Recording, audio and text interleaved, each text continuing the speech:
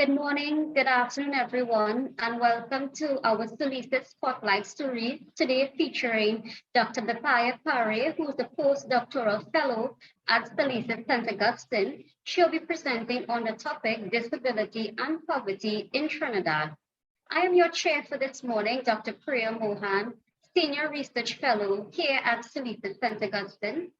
At SALISES, we are first and foremost a research institute. We aim to undertake research that is multidisciplinary and interdisciplinary in nature.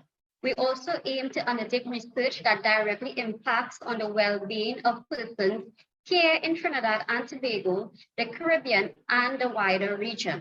And it's why, with my distinct pleasure, I'm very happy to chair our session today on disability and poverty in Trinidad.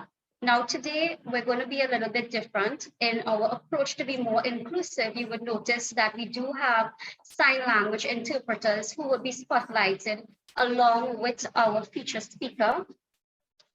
We are also asking that our attendees, if you are part of our disabled community, if you can simply just add to your name, whether it's deaf or visually impaired, so this can help us facilitate our answer and question segment coming to the end.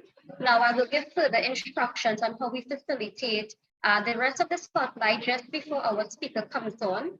But for now, I'm going to hand you over to our director, Dr. Godfrey St. Bernard, to bring us opening remarks. Dr. St. Bernard has been the leader and champion of the Spotlight series, and I'm pleased to have him now offer some welcome remarks for us. Protocols observed. Good morning to all of our colleagues in the virtual audience. We really appreciate you. Good afternoon to those who are in countries where it's already afternoon. And I want to first of all thank Dr. Mohan for her introduction. I am pleased once again to sit here and welcome every one of you to this third SALISES Spotlight series. SALISES, as you all know, we pride ourselves as a development studies think tank in the Caribbean. And we consider ourselves to be on top of our game in terms of our delivery as far as it relates to development studies and issues that are relevant in promoting progressive development agendas. So SALISES, when you think of the Institute, we here are based in St. Augustine, but of course, SALISES Regional consists of our sister branches on the Mona campus in Jamaica and on the Cave Hill campus in Barbados. And we are pleased to continue this series, a series which really began on the Mona campus. And SALISES has not only been responsible for championing the Spotlight series, we have had annual conferences, we have had occasional conferences at various points during the year. And we have also here on the St. Augustine campus hosted the SALISES virtual webinar series. And in this series, we have already hosted 9 virtual seminars, which you can find online. But today, our main concern is the Spotlight series. And we have already held and convened 2 events in keeping with the SALISES Spotlight series here on the St. Augustine campus. We have had one looking at climate change, economic strategies and implications for sustainable development in small island development states. And we have had a second one, which just about a month ago, or a little less than a month ago, focused on the issue of the Caribbean Court of Justice. Today, as you have been informed, we are looking at disability and poverty in Trinidad. And we have none other but our disability studies specialist, Dr. Bephyer Parey, who is going to be making that presentation. Of course, SALISES prides itself as a multidisciplinary organ within the Faculty of Social Sciences. And it is expected that whenever we deliver the goods and we deliver on issues pertaining to development policy agendas, that we are going to be demonstrating the multidisciplinary character of SALISES and indeed the interdisciplinarity that automatically evolves from being that multidisciplinary organ. So once again, we are really pleased to deliver yet another treat out of the SALISES family. Before I leave, I just want to make one other announcement, and it is with respect to two other events that we will be having before the end of July. The first will relate to the 10th installment of the SALISES virtual seminar webinar series. And that 10th installment will be focusing on issues pertaining to violence against women and girls in Caribbean societies. We have 7 panelists carded to speak, and this will be convened in collaboration with UN Women. The other event, of course, will be the 4th in the SALISES Spotlight series, which will address the issue of science, human population dynamics, and implications for sustainable development in Caribbean SIDS. And that will be presented by yours truly. So having said this and having made these opening remarks, I think, I have set the tone for what I expect to be, as usual, a royal treat courtesy SALISES St. Augustine. I trust that each and every one of you will enjoy and really benefit substantially from Dr. Bephyer Parey's presentation. And I look forward to the presentation and, of course, all of the questions and the discussion that will follow. So with this, I close my opening remarks and I turn you over to the chairperson who will conduct the series. Thank you very much and do enjoy all of you. Thank you very much, Dr. St. Bernard. So as chair, I would now lay down our rules of engagement so that we can have a pretty smooth session this morning. We want to maximize the amount of questions that we can take. We also want to maximize the time of our presenter. So as I said at the beginning, today it's a little bit different in our approach to be more inclusive. We do have with us 2 sign language interpreters who will be spotlighted alongside our speaker or all speakers for the duration of the event. Now these interpreters would switch at approximately 30-minute intervals. We're asking attendees from our disabled community if they can just indicate in their names their disability, as this would help us in the question and answer segment. For the question and answer segment, we're going to be a little bit different in that we're going to allow persons to speak, turn on their cameras, turn on their microphones to communicate with us their questions at the end. For persons who are not in the disabled community, we are kindly asking if you can interact with us in the usual way of typing your questions in the chat, okay? So persons, today we have, as I said, 2 ways of asking questions at the end. Persons, we're asking the usual way of typing questions in the chat. For persons who are unable to do this, we are allowing for the cameras and microphones to be opened, and we're asking that you do indicate this, that you require this in your name attached in our participant list. With that said, I'm gonna give an introduction to our featured speaker. She would speak for around 40 to 45 minutes, and then we're gonna take our questions and answers immediately following. So it's my distinct pleasure now to introduce our featured speaker today. She is a graduate of the SALISES St. Augustine, and we are very proud of her. She is, as Dr. Bernard said, our specialist in disability studies. So Dr. Bephyer Parey is a postdoctoral fellow at the SALISES St. Augustine campus. She was awarded her PhD in social policy in 2019, following which she joined the SALISES staff in August 2019. Dr. Parey's research primarily focuses on persons with disabilities. Her overall aim is to provide policy recommendations for a life course-oriented inclusion of persons with disabilities. Her disability and poverty research agenda spans a wide range of topics, including education, employment, social care, and well-being. Currently, she is focusing her research on teaching and learning dynamics during the COVID-19 pandemic, as well as experiences of persons with disabilities in education, employment, access to goods and services, and accommodations in Trinidad and Tobago.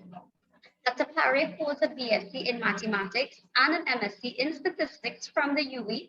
She uses these quantitative backgrounds She uses these extensive skills in her own research. She also has expertise in qualitative and mixed methods research, which she gained through various training, including the University of Michigan in the United States. She has a track record of high quality international peer-reviewed publications. To date, she has made over 30 research presentations to regional and international audiences. Dr. Parey also serves as chair of the SALISES Disability Studies Research Cluster, which is currently responsible for operationalizing a memorandum of understanding between the university and the Equal Opportunity Commission of Trinidad and Tobago. Ladies and gentlemen, I now hand you over to our featured speaker, Dr. Bephyer Parey.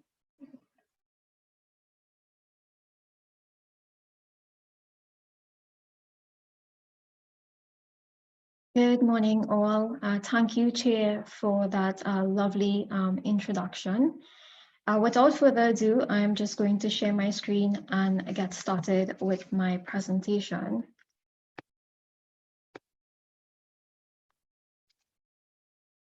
So as the Chair mentioned, I am presenting on disability and poverty in Trinidad.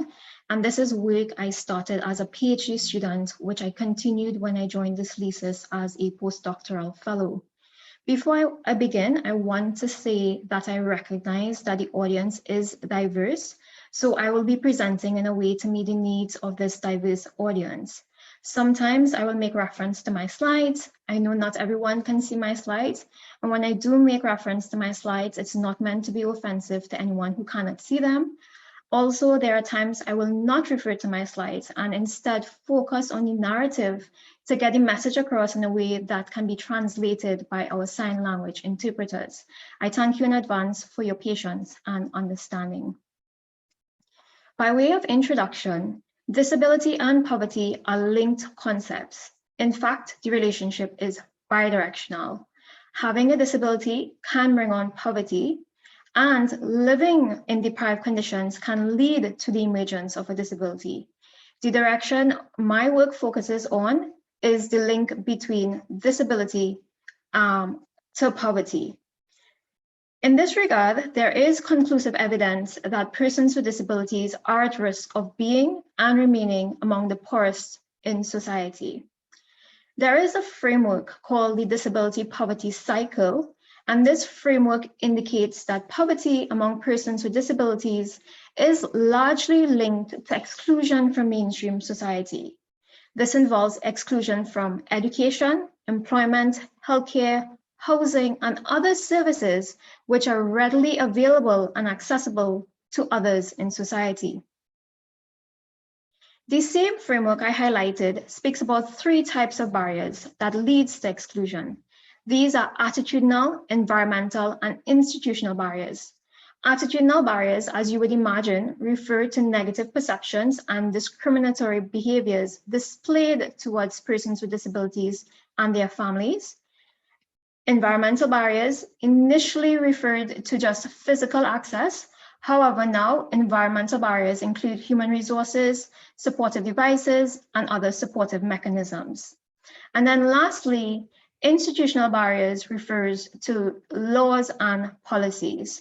So again, these three types of barriers, attitudinal, environmental, and institutional barriers, lead to exclusion, which thereby leads to poverty among persons with disabilities. The disability poverty cycle forms the basis of the research I'm about to present to you. As shown on this slide, I considered three broad topics for research. Attitudes, as I mentioned, this is one of the barriers to inclusion. Accommodations, here I merge environmental and institutional barriers. These are the other two barriers under the disability poverty cycle. And lastly, I considered well-being, since there is a link between disability and poverty. The reason I'm using the term well-being rather than poverty is because of the framework I use to examine poverty, that is sense capability approach. Now, sense capability approach describes 4 different concepts of poverty assessment. These are well-being achievement, agency achievement, well-being freedom, and agency freedom. These 4 concepts are based on 2 distinctions. The first is between the advancement of well-being versus the pursuit of personal or agency goals. And it is possible for agency goals to extend beyond well-being goals. And the second distinction is between achievement and the freedom to achieve, or the opportunity to achieve. And so for my work, I focused on the concepts related to well-being. So 3 topics: attitudes, accommodations, and well-being. And my work involves looking at all 3 across different age groups of persons with disabilities.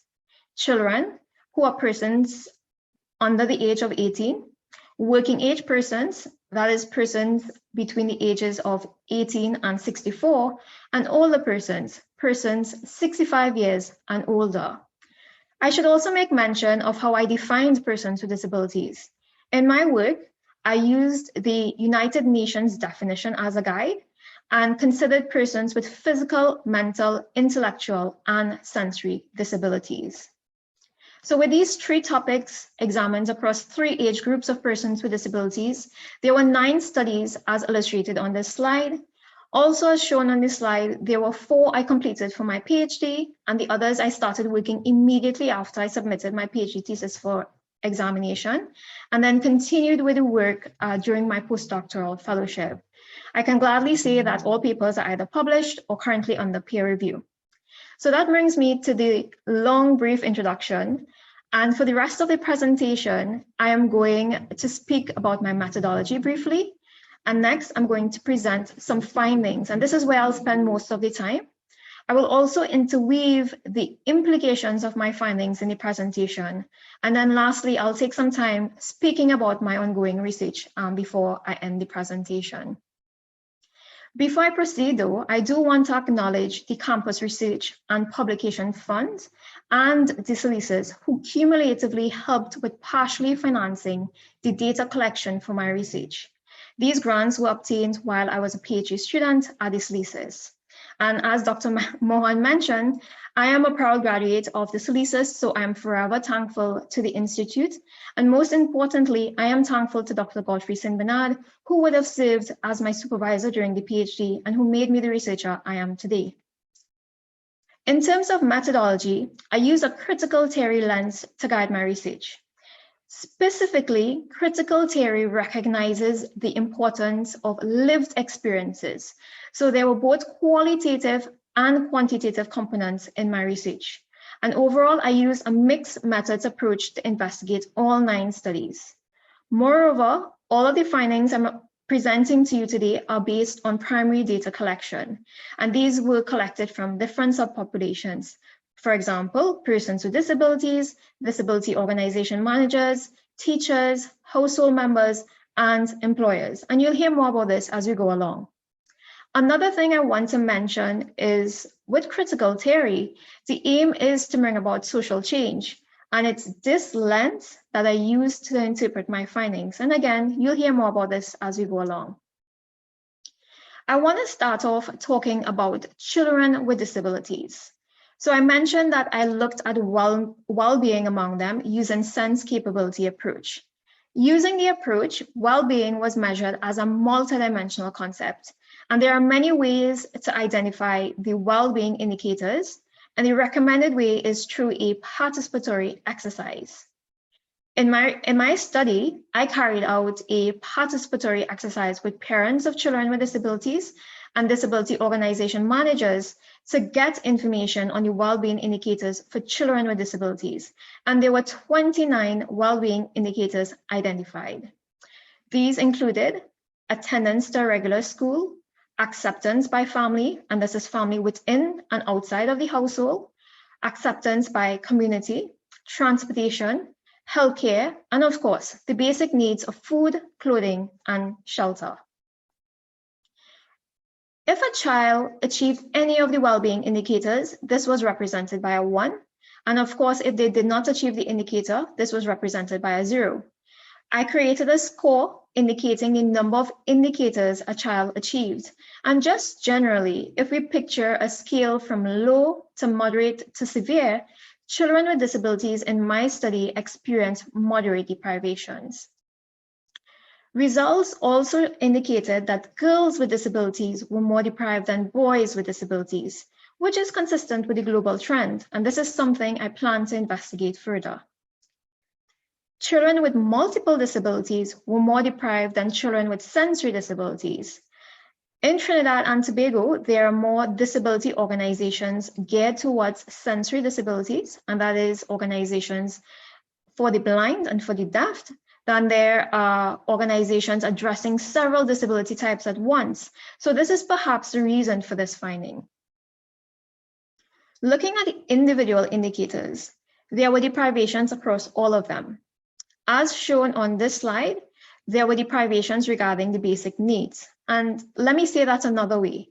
There were some children with disabilities who did not have proper shelter, proper clothing, nor adequate food to eat every day. And I also looked at the reasons behind the deprivations. It's not because that's what the parents wanted for their children. An interesting thing to note, though, is that when I did this study, the disability grant for children was not yet available, so it might be possible that things would have improved subsequently. Also, as shown in this slide, there were deprivations in supportive devices. This was due to high cost and the lack of information about supportive devices. There were also some parents who preferred their child to not use supportive devices, while other parents reported that their children preferred to not use supportive devices. And this, of course, was due to the stigma associated with the use of supportive devices. And just generally, as a society, we view certain devices and tools as normal, while others are viewed as special or extra. And as noted by a scholar in the literature, the roads, public transportation, television, and restaurants, though considered normal, are all special assistive devices used by all of us. And in this regard, tools should be seen as tools despite the person using them. Therefore, a shift in perspective is needed regarding supportive devices. And this, of course, would support health and well-being among persons with disabilities in general. There were a lot of children who were not attending regular schools. And the main reason for exclusion from regular schools was the lack of accommodations. There was also the case where one of the parents was barred from the enrollment process in several regular schools. In another research paper my quarters and I recently completed, the issue of being barred from the enrollment process came up again. So the issue is not a one-time event. And then in another scenario, a parent was still looking for a primary school for his or her 9-year-old child who has multiple disabilities. In Trinidad and Tobago, school usually starts at 5 or 6 years old. And here there's a child who was 9 years old who had not even started. I also asked about attending special schools. I would have imagined that children who were not attending regular schools would have been at special schools. This, however, was not the case. There were some children with disabilities who were deprived of education in general. And again, it was not by choice. This in itself was a violation of fundamental human rights. And so let me repeat that. Some children with disabilities were being denied their basic right to education. And this on its own is hard enough to digest and warrants an entire discussion, but I do want to return to the discussion about special schools. One of the reasons for exclusion at special schools was the high fees. Another reason was related to the quality of education at special schools. So as an example, there was a parent who had enrolled his or her child at a special school and eventually withdrew the child due to several reasons. One, the absence of appropriate educational materials at the special school. Two, the lack of professional development among the teachers regarding special education needs. And three, the child had experienced discrimination at the special school. All very good reasons to withdraw the child, right? What's also important to note is that the Ministry of Education in one of their documents explicitly acknowledged the curriculum disparity between regular and special schools. Now, Sustainable Development Goal 2 is related to equal and quality education. So the role of special schools is questionable regarding the achievement of this Sustainable Development Goal. Because a lot of children with disabilities attended special schools, it seems that special schools might be the main education provision for children with disabilities in Trinidad and Tobago. This, however, is contrary to the country's education goals. So the government committed to achieving education for all by signing the Dakar Framework of Action. And the underlying education ideology is that every child has a fundamental right to education and must be given the opportunity to achieve and maintain an acceptable level of learning within the regular education system. This means that changes within the regular education system are required, and specifically regarding the accommodations necessary for the inclusion of children with disabilities at them. And so what this brings me to is a discussion about accommodations at primary and secondary schools in Trinidad. So in my accommodations in schools study, I collected information from 142 primary and 67 secondary schools. None of these schools had accessible washrooms and sinks, and just about 2% of primary and 2% of secondary schools had accessible walking surfaces, walkways, and doorways. Not all schools had trained regular teachers. About 37% of primary schools and about 12% of secondary schools had trained regular teachers. Less than 1% of primary schools had trained special education teachers. Secondary schools had none. No school had paraprofessional staff, that is occupational therapists, speech therapists, and physiotherapists. And just about 1% of secondary schools had a sign language interpreter. Primary schools had none. What's important to note here, though, is that there were a few schools with children with disabilities, and not all of these schools had the necessary accommodations to meet the needs of their students with disabilities. In the first version of our national policy on persons with disabilities, there were 7 education goals which the government had set out to achieve. And just as examples, one of them was to implement sign language programs at all levels of the education system. And another was to implement modules in the curriculum to instill respect for, acceptance, and appreciation of differences among people. And the aim of this part of the research was to see if these goals were being implemented evenly.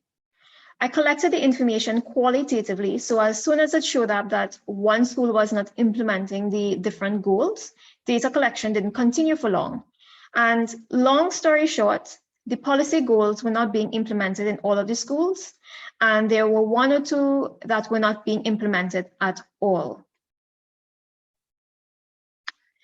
The lack of accommodations was one of the reasons teachers were not positive towards the the inclusion of children with disabilities in schools. And as displayed on this slide, teachers were actually ambivalent towards inclusion. They agree that children with disabilities should be included in schools, but they identified several reasons why actual inclusion was impossible. Other than the lack of accommodations, teachers identified having challenges accommodating different learning abilities and different disability types.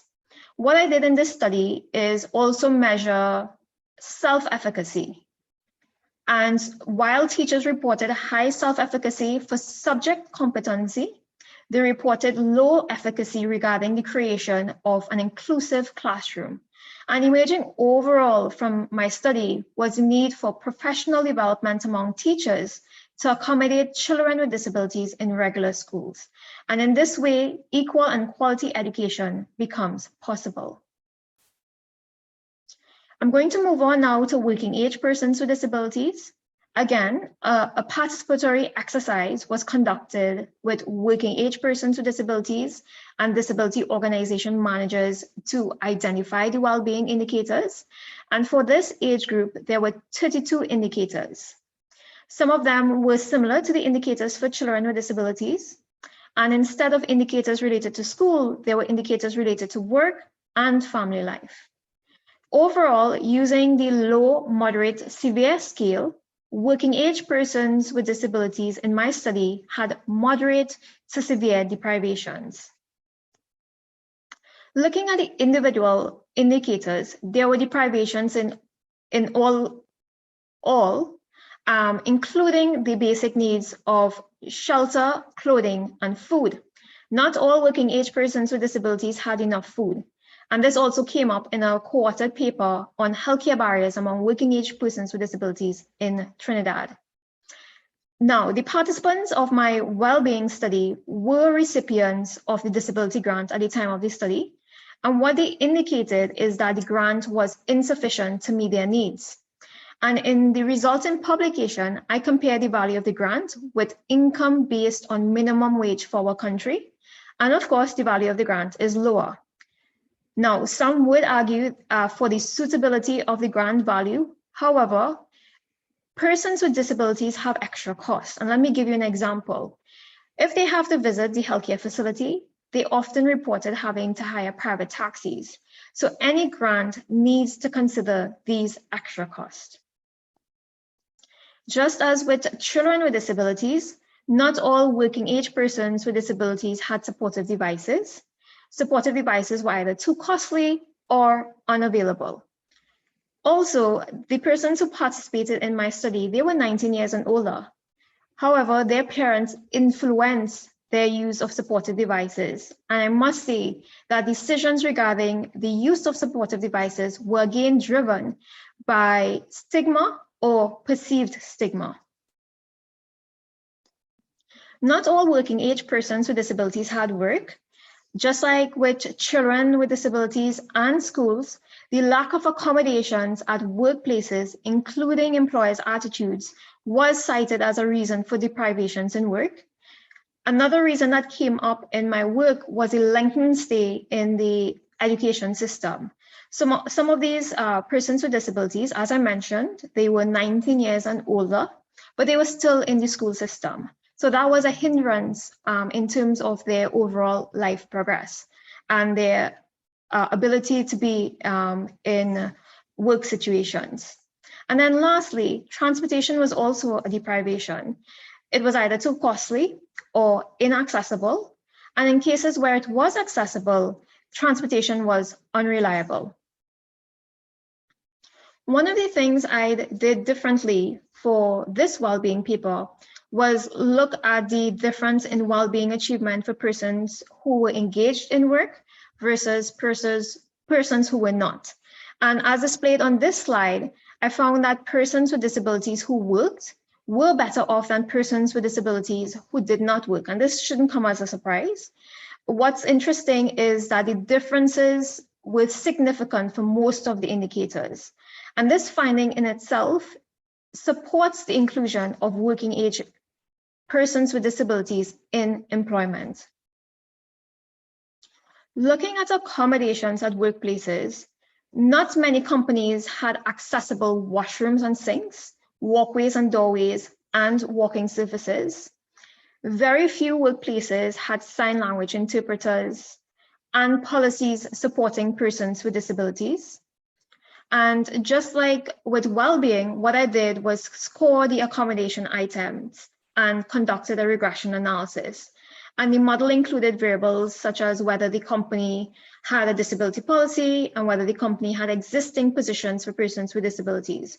And quite interestingly, a company having a disability policy meant nothing in terms of the number of accommodation items available at the company. Also interesting was that companies that had positions for persons with disabilities had more accommodation items than companies without positions for persons with disabilities. In terms of employers' attitudes, they were also ambivalent. Employers who had experiences with persons with disabilities had more positive attitudes. And just like with accommodations, employers' attitudes were not influenced if the company had a disability policy. And also like with accommodations, employers' attitudes were more positive if there were positions for persons with disabilities at the company. So what seems to be the obvious solution is the implementation of disability policies and the creation of actual positions for persons with disabilities at companies. So what I'm going to do now is move on to older persons with disabilities.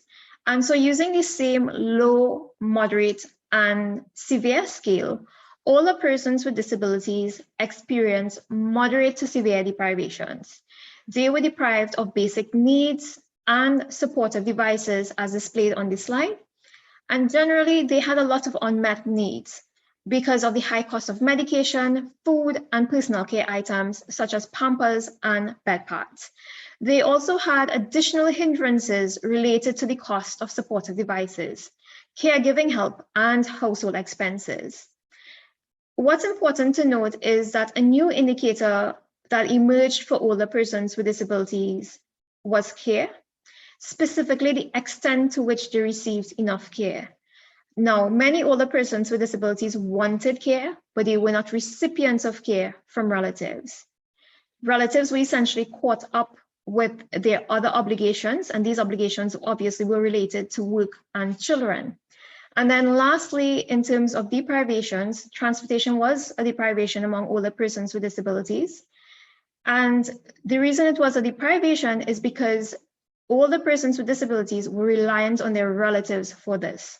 So again, we're seeing that older persons with disabilities are reliant on their relatives, and the extent to which their relatives are able to provide the necessary care and support is questionable.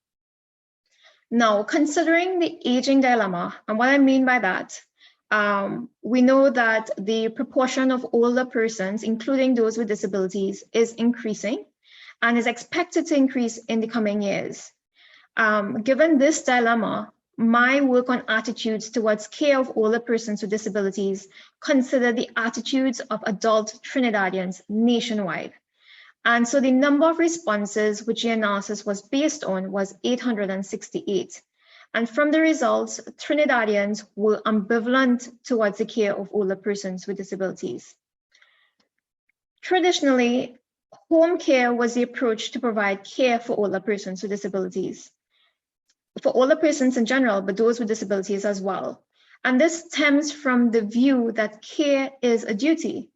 Policy in Trinidad and Tobago is also based on the assumption that people still view care as a duty.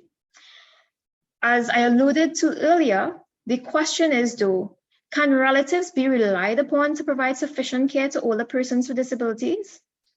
And it's a no for my well-being and attitude studies.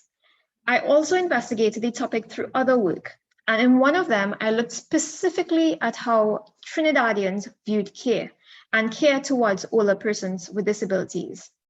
And so from this study, there were 6 care views that emerged: care as a duty, care as a cost to the individual, care as a cost to relatives, care as a financial burden, care as labor where overall life progress is disrupted, and care as labor, where the individual providing care has to quit their job.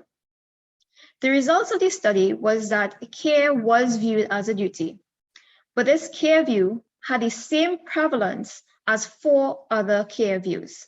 So while Trinidadians viewed care as a duty, they also viewed care as a cost to themselves and their relatives, as a financial burden, and as a disruption to their overall life progress. There is also the ethics of care framework, which speaks to the different rights related to care. People have the right to accept care rules, but they also have the right to self-care and to reject care rules. Unfortunately, the national policy does not give consideration to these rights. The question now is, what would be the alternative if policies considered these various rights? And the answer is homes for the aged or the provision of support for home care. One of the things that emerged from our research, specifically the attitudes towards care research, was that Trinidadians had a mistrust towards homes for the aged. This could perhaps be remedied by monitoring systems at homes for the aged, but of course, only time will tell. With regards to support for home care, there is the GAP, the Geriatric Adolescent Partnership Program. The effectiveness of this program is something I have an interest in, but I have not gotten around to investigating it as yet. Just from personal experiences, no, I would say that the program is not effective. Now, moving on to accommodations in houses, the percentage of houses that had the identified accommodation items was not high, as displayed in this slide. Unlike the items for school and workplaces, the items identified for houses were related to physical access only. Now, being able to move around in the house is important. However, what is noteworthy is that for older persons with disabilities to live well, good housing conditions are a prerequisite. And what's more important is that other than the physical aspects, good housing must consider the personal, social, and psychological aspects of the environment. Now, the physical items that were identified for my study was obtained through a participatory exercise with older persons with disabilities and disability organization managers. And what this alludes to is the need for awareness regarding what constitutes good housing and what constitutes the achievement of an adequate standard of living among older persons with disabilities in Trinidad and, well, Tobago. Not surprising is that houses in urban areas had more accommodation items as compared to houses in rural areas. And then houses where the household income was higher, these tend to have more accommodation items.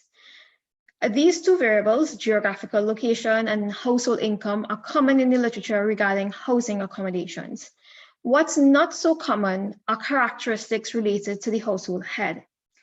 So if a household head viewed care as a duty, the number of accommodation items were higher within the house. Similarly, the other care views I mentioned about influenced the number of accommodation items in houses. Another variable I included in the model was availability to provide care. Where household heads reported being available to provide care, the houses had a higher number of accommodation items. And what the narrative is speaking to overall is that the quality of life of older persons with disabilities is hinged on the availability of relatives.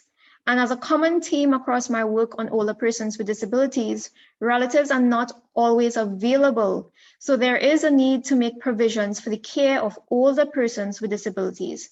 And as I mentioned before, this is particularly important because the proportion of older persons, including those with disabilities, is expected to increase in the coming years.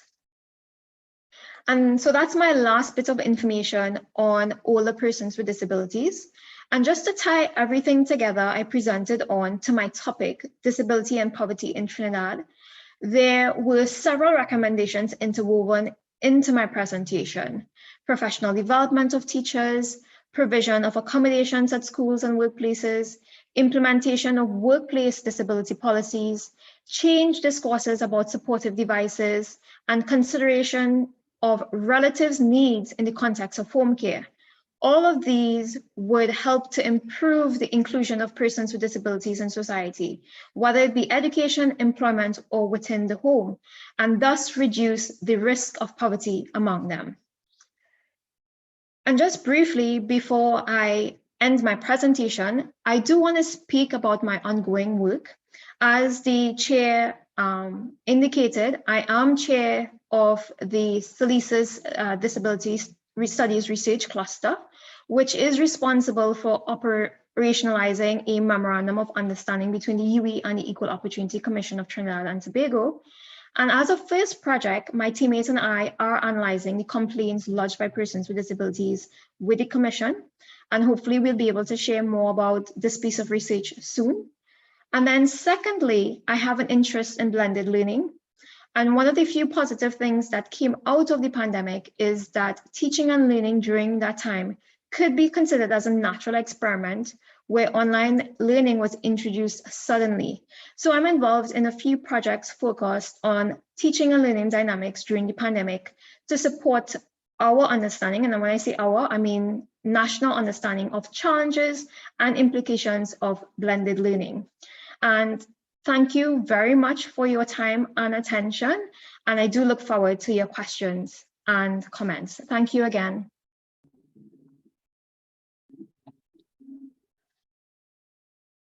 Thank you very much, Dr. Parey, for your presentation.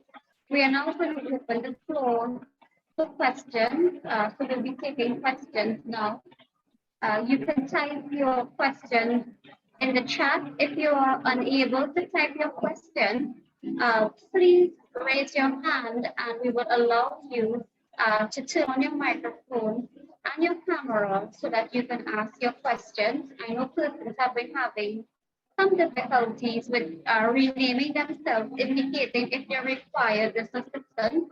So please raise your hand and I will call on you to ask your questions, and also those who are able to type their questions, please do so in the chat. So we've had a few questions and comments already coming in. A lot of persons are congratulating Dr. Parey on a job well done, highlighting an area that is often ignored in academia. So they're saying congratulations to you and keep up the good work. Persons are also identifying from the disabled community similar experiences that you spoke about where they can identify with this. We do have a question from Maxi Coffee, who is asking how were the participants selected? Thank you for that question. The thing is, I spoke about a number of studies, and so the ways participants were selected would have been different for all of them. So for the quantitative components, obviously it was a random sampling technique that was used. Sorry to get technical, but it was a random sampling technique that was used. And then for the qualitative components, I remember going through the disability organizations to identify persons to participate specifically for the well-being interviews, and for the interviews where I was gathering information about what accommodation items were needed at workplaces, at schools, and at within the houses. I know I'm not going into detail, but if you do need further information, I'm willing to give that. But just generally, there were different methods that were used to identify the participants, and yes, it varied depending on my approach, whether it was qualitative or quantitative. Thank you again for the question. Here we have another question. Have you observed any effects of the social aspect or interpersonal relationships in the community on the well-being or inclusion of these individuals? Again, thank you for the question. And so essentially, the only study that incorporated, I guess, acceptance by community would have been my well-being study. And the indicator accepted by community would have been included in all my well-being studies for children, for working age persons, and for older persons. And as you noticed from my presentation, there were other acceptance indicators as well. Acceptance by family within the household and acceptance by family outside of the household. And from my research, what came out is that the only one that had low deprivation was acceptance by family within the household. When it comes to acceptance by family outside of the household and community, there was deprivation there, meaning that there is need for more acceptance by family outside of the household and by community. But in terms of looking at the issue further, I have not included that in my research as yet, but thank you very much for the idea. Thank you. So that question was from Isabel, I did not mention before. We have 2 questions coming in from Gary. Gary is still saying thank you very much for this research. He's asking, I may have missed it, but what is the % of persons with disabilities in Trinidad and Tobago and the distribution between urban and rural? If you do have this information available to share. He also asked, to what extent the disability groups effectively represent the interests of PWDs and PWDs. Okay, great. Thank you very much, Gary, for the questions. So firstly, in terms of the percentage of persons with disabilities in Trinidad and Tobago, we do have to rely on the 2011 census data for that, and I think it's about 4%. In terms of the distribution between urban and rural, I do not know that offhand, unfortunately, but I'm sure that the 2011 census data might be able to give us some figures. In terms of the other question, very controversial topic, to what extent are disability groups effectively representing the interests of children with disabilities and just persons with disabilities in general. So one of the things that came out of my research, and this is specifically the research on children. So I had the well-being indicators. I indicated that I scored the well-being indicators. And what I did, and this is how I know that there were deprivations among girls more than boys, is that I included a number of variables in the regression analysis. And one of the variables I would have included would have been disability organizations, whether they have some sort of affiliation with a disability organization or not. Interestingly, that variable did not come up as significant, meaning whether or not they were involved in a disability organization had no bearing on how well these children with disabilities were living. And saying that, it means therefore that more needs to be done within disability organizations to promote the well-being. Specifically for my research, it would be for children with disabilities, but I'm going to extend it to say more needs to be done to ensure that persons with disabilities in general live well in Trinidad and Tobago.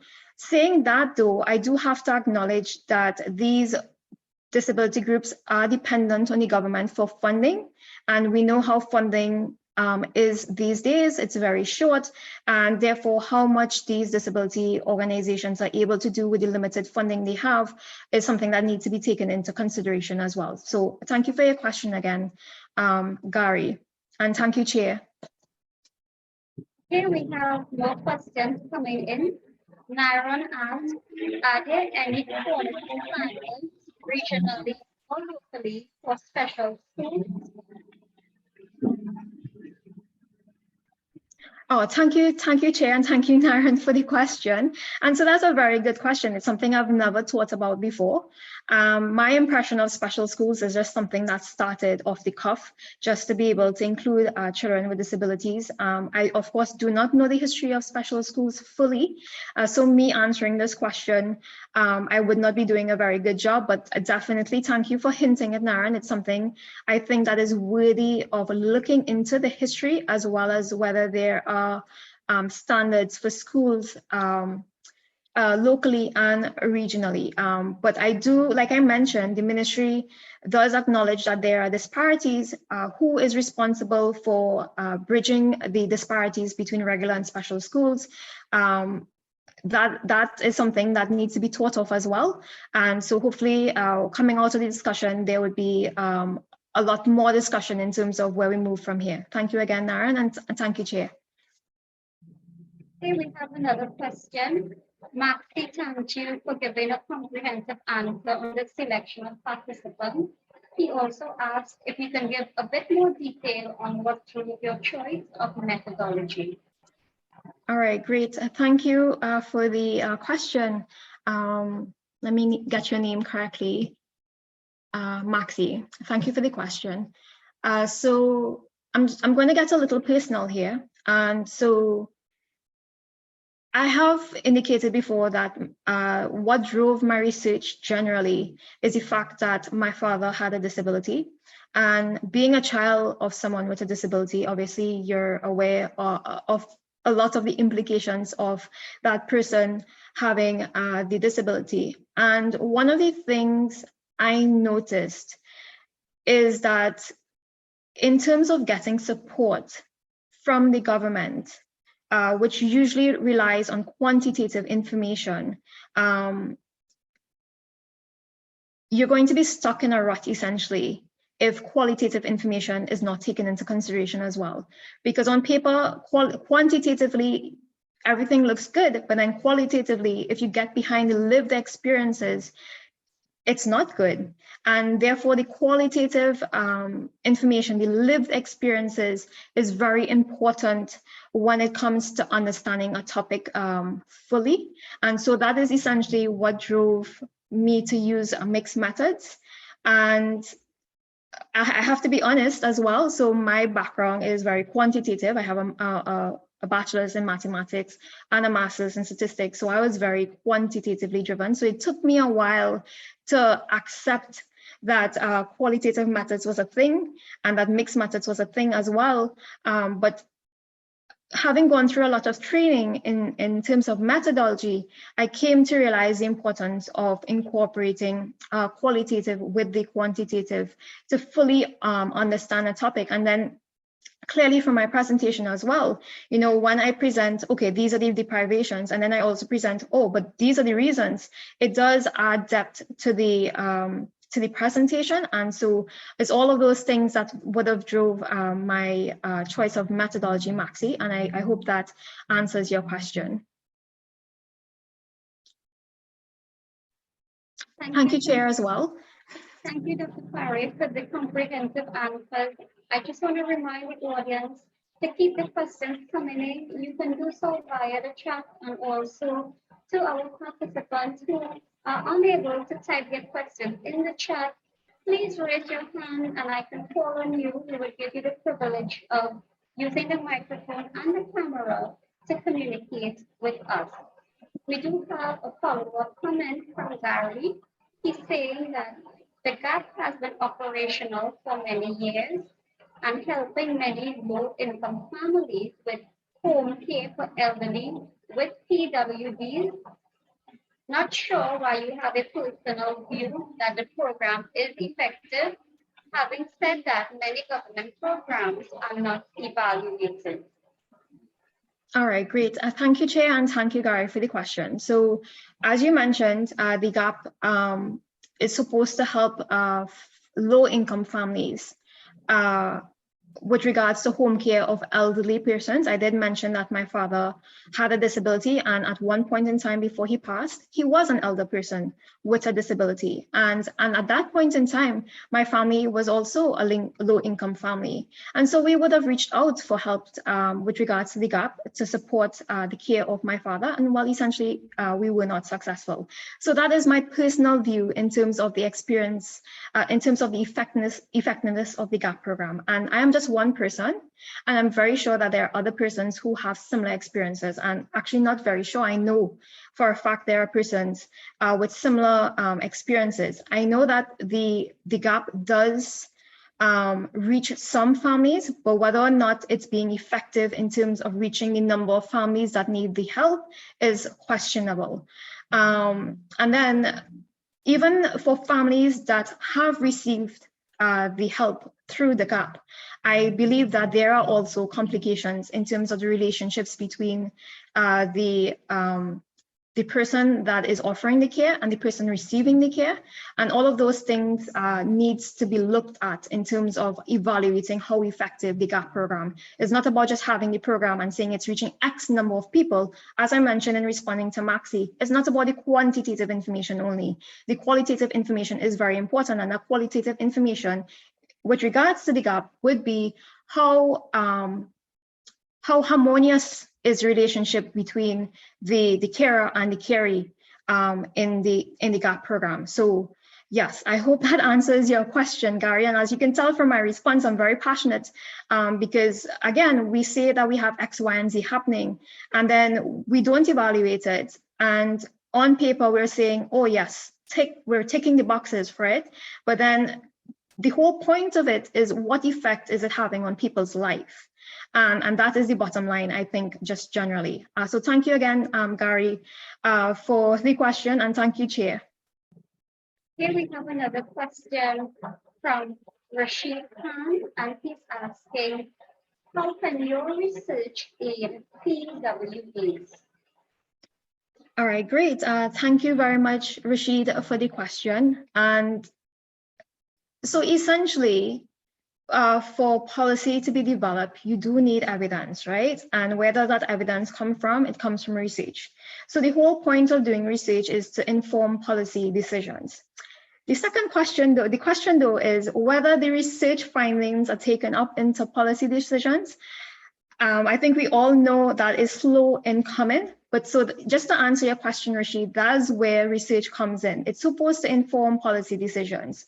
So when we say, for example, that older persons with disabilities need more care, policy decisions then are supposed to be made with regards to the provision of more care for older persons with disabilities. And like I said, getting from point A to point B is something that needs to be discussed further, but that is essentially the role of research, just in general. And then the other point I want to make, though, is although researchers have a role, although policymakers have a role, persons with disabilities also have a role in their development. So I had the opportunity to present at the Trinidad and Tobago chapter of Disabled People International. And one of the things that came out of the discussion was the need for advocacy among the community of persons with disabilities. And when I say advocacy, I do mean self-advocacy. Persons with disabilities are aware that they're going through many situations.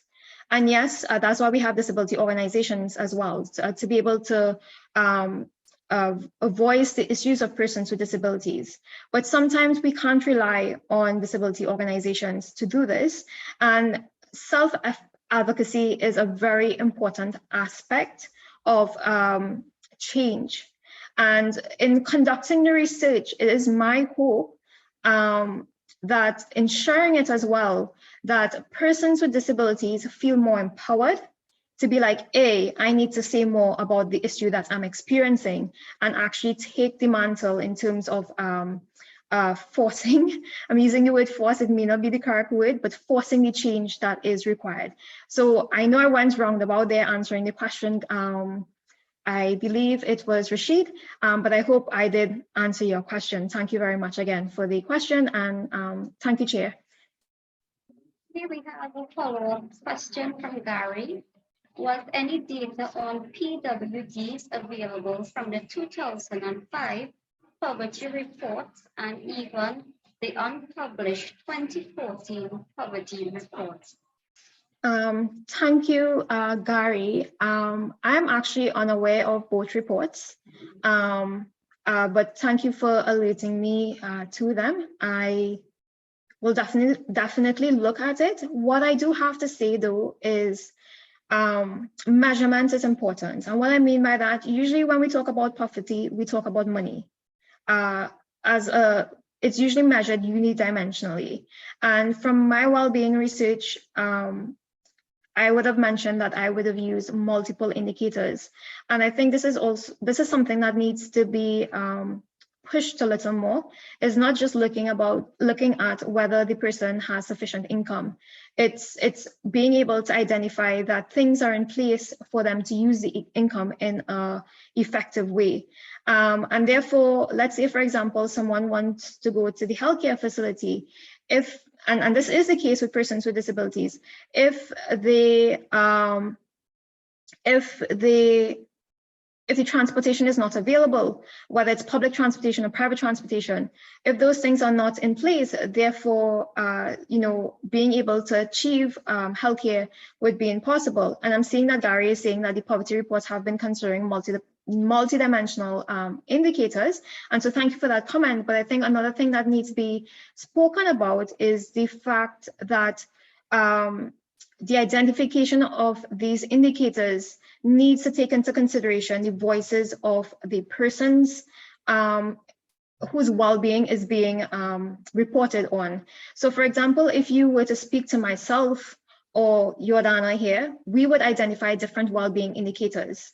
If we take the conversation to persons with disabilities, the indicators that they identify would be very different from what Jordana and I would speak about. And therefore, in talking about poverty assessments, making sure that we identify the indicators that cover the wide, the diverse community of persons, I guess, nationally is important. So thank you for the follow-up comment, Gary, and thank you for the opportunity to add a little bit that I just added. Thank you again. Here, I will ask the question, looking at person working age, what type of jobs were these people employed in?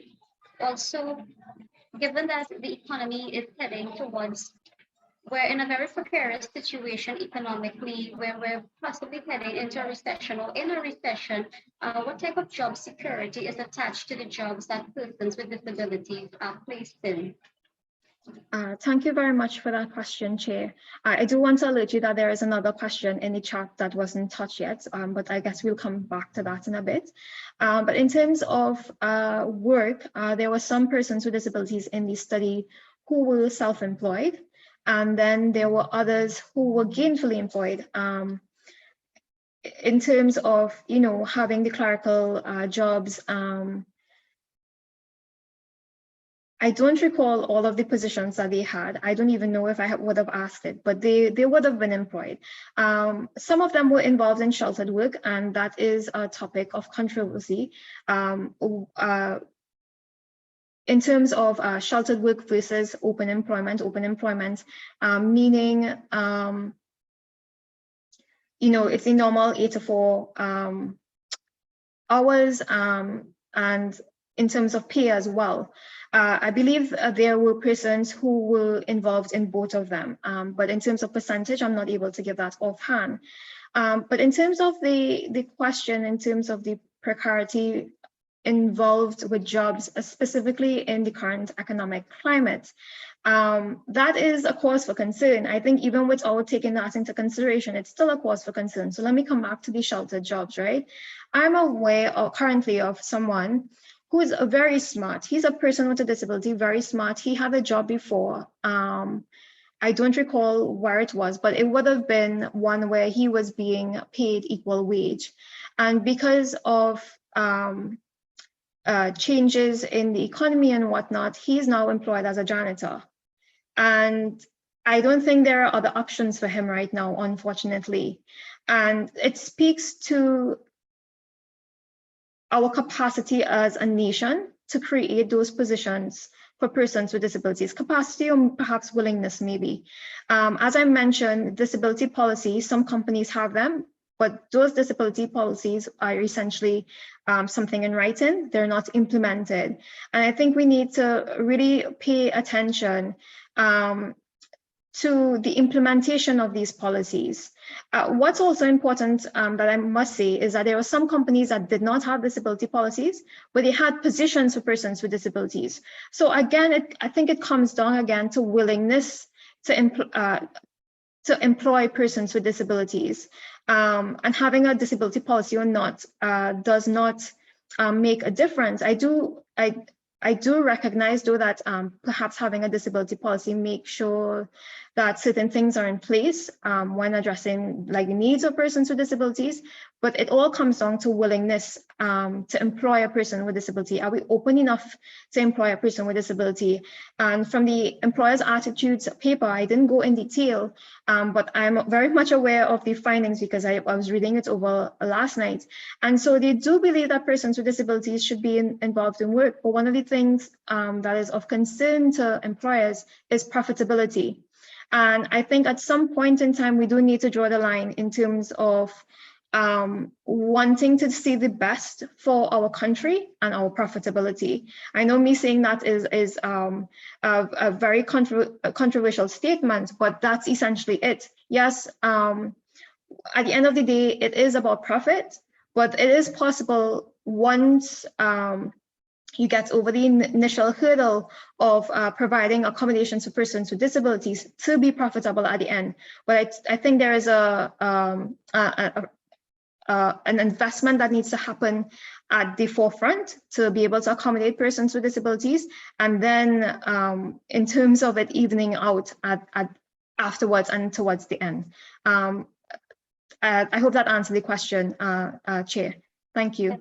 Definitely. So we have a question from Naomi Rodriguez. In the measure of well-being, was mental health considered? And if so, what were your findings? So thank you for the question, Naomi. Very interesting question. And let me just remind everyone that these well-being indicators were identified by persons with disabilities themselves, or in the case of children, the parents of persons with disabilities.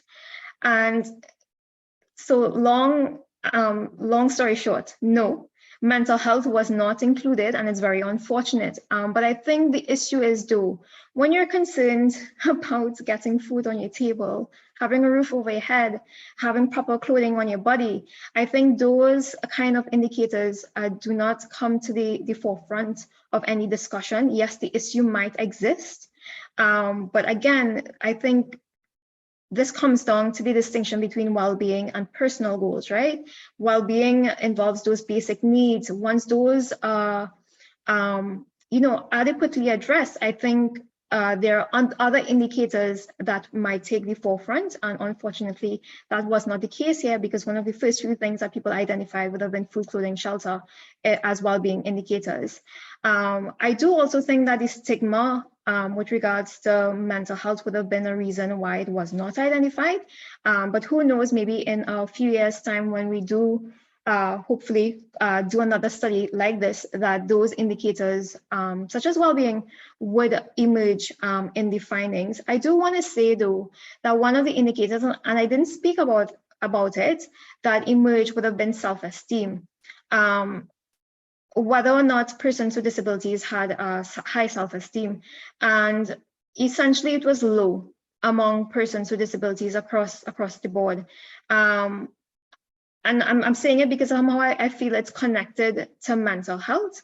But again, more research is required in terms of self-esteem and mental health among persons with disabilities. So again, thank you for your question, Niobe. Okay, so Niobe has a response. She said, "That's sad, but interesting." And so the research continues, I guess. I'm again alerting the audience. If you are unable to participate with us via chat, you can please raise your hand and we will allow for video and audio privileges so that you can interact with us. So we just have a few more minutes before we end the session. If there are any more questions, please put it in the chat or raise your hand. Dr. Parey gave a very comprehensive presentation on disability in Trinidad and Tobago. She looked at children with disabilities, she looked at persons of working age with disabilities, and she looked at the elderly with disabilities. So I'm asking again, if you do have any questions or comments, please type it in the chat. If you are unable to do so, please raise your hand and we would allow you to communicate with us directly.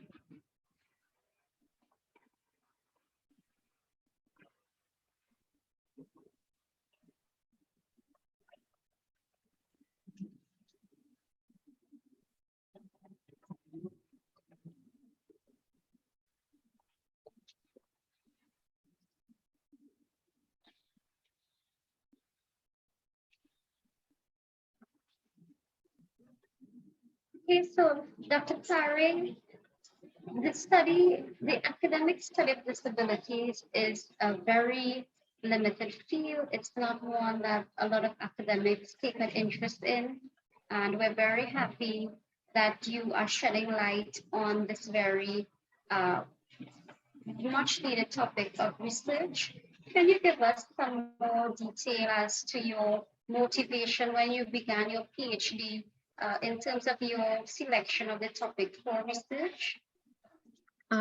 Thanks for the question, Chair. So essentially, although I was very much aware of the issues regarding persons with disabilities, again, through experiences with my father, academically, I did not know much.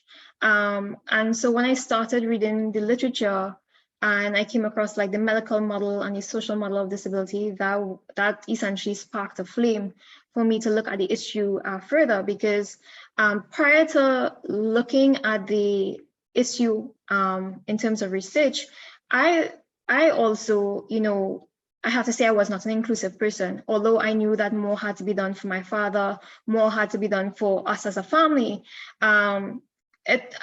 I did not know what that more was. And in starting the research, I do believe that it would have opened up a lot in terms of what needs to be done in Trinidad. And so, as I mentioned, I use the disability poverty cycle, and I talked about selecting the 3 topics: attitudes, accommodations, and then well-being. Of course, well-being was a very important topic because there is a link between disability and poverty.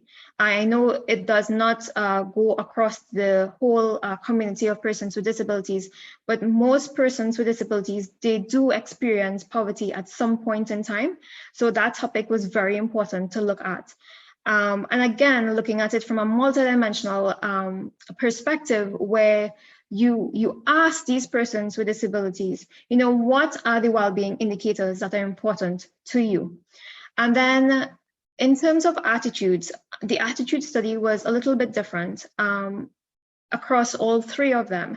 And how I went about identifying the topics for the 3 age groups, obviously for children, education is important. That is like the most fundamental right among children, just generally. So that is how I ended up going thinking about attitudes in terms of education, and then the literature would have guided me to looking at the attitudes for teachers specifically, because they are the ones who implement inclusive policies in the classroom. Yes, the principals are the head of the school, but when it comes to actual inclusion in the classroom, it's the teachers who does that. And then in terms of employment, obviously, the employers are the one making the hiring decision. So looking at their attitudes was important. And then in terms of attitudes with regards to care, just looking at the attitudes of carers would have been sufficient. But like I said, we are in an aging dilemma. The situation is going to be worse in a few years, where the proportion of older persons and older persons with disabilities is going to be very high in the next I say 20 to 30 years, and provisions are needed to be able to care for them. And having been a carer myself, I am aware of some of the strains involved in caring, especially when you're trying to balance it with other aspects of life. So looking at care views nationwide was something that was very important to me. So that's how I would have come across, the topic of attitudes towards care nationally. And so I'm seeing another question in the chat, Chair, so I'll pause there so we can have that question and then we'd move on. Thanks. Yes, Regina asked, did you do a survey on parents who are disabled and also have a child or children with a disability? Did you do a survey on parents who are disabled? I'm not sure how to respond to the question, Regina, because like I mentioned, there were both qualitative and quantitative components in my research. The surveys that I did with regards to well-being were done with parents of children with disabilities, to identify how well they were doing in terms of well-being. And then I would have done surveys for working age persons with disabilities and then older persons with disabilities. But coming to your question more specifically, parents who are disabled were not really a subpopulation of interest in my research, or at least my past research. It is actually going to be a subpopulation in my blended learning research. I'm very interested in knowing how children fared during the pandemic if their parents had a disability. I'm also interested in children with disabilities themselves.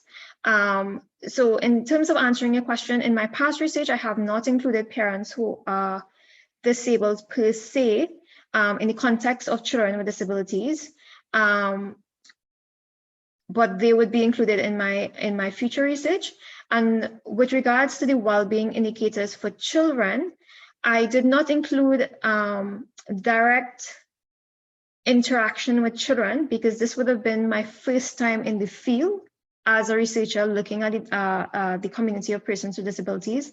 I know that rapport has to be built to establish, that trust with the community. So it's why I would have opted to interview the parents of children with disabilities as opposed to going directly to the children with disabilities themselves. But it's been, I guess, 5 years now that I am working in the field. So I have to say though that moving forward, definitely, I think the rapport is there, the trust is built.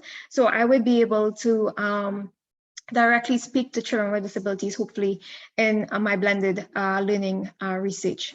Thank you for the question, Regina. Here we have another question from Sharif, and it's maybe our last question given our time constraint. Based on your study, can you please provide us with the % of persons with disabilities who fall below the poverty line? All right, great. Thank you, Chair, and thank you, Sharice, for that question. So let me just say this, right? Research is a very expensive exercise. To be able to carry out national surveys is very costly. So I would have spoken about having 868 responses for my home care paper. And that's because I would have hired the CSO to collect that data for me. And other than data collection, it's about getting the maps to be able to identify which households you're going to, and then data entry and all of that, right? So it's a very expensive exercise to collect information nationally. The other thing I want to say before I actually get into answering the question is that we don't have a frame of persons with disabilities in Trinidad.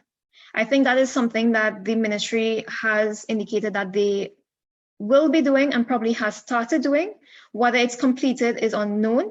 At the time I would have conducted my research, a frame was unavailable. To make inferences about the entire population of persons with disabilities, you do need to use a random sampling technique. And what this requires is a frame. And as I mentioned, that was unavailable. So all of that is to say that when I carried out my well-being studies, it was not done for a random sample of children, working age persons, or older persons with disabilities.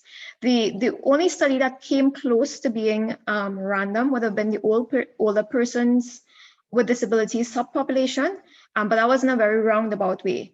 So for the children with disabilities well-being survey and for the working age persons with disabilities well-being survey, I had to conveniently sample these persons, and it was based on personal contacts who I knew already and asking them to refer me to other persons who could answer the survey. And I have to say that didn't get me very far because some part of the person with disabilities community is hidden. So in terms of identifying the percentage of persons with disabilities who fall below the poverty line, that I cannot give that information.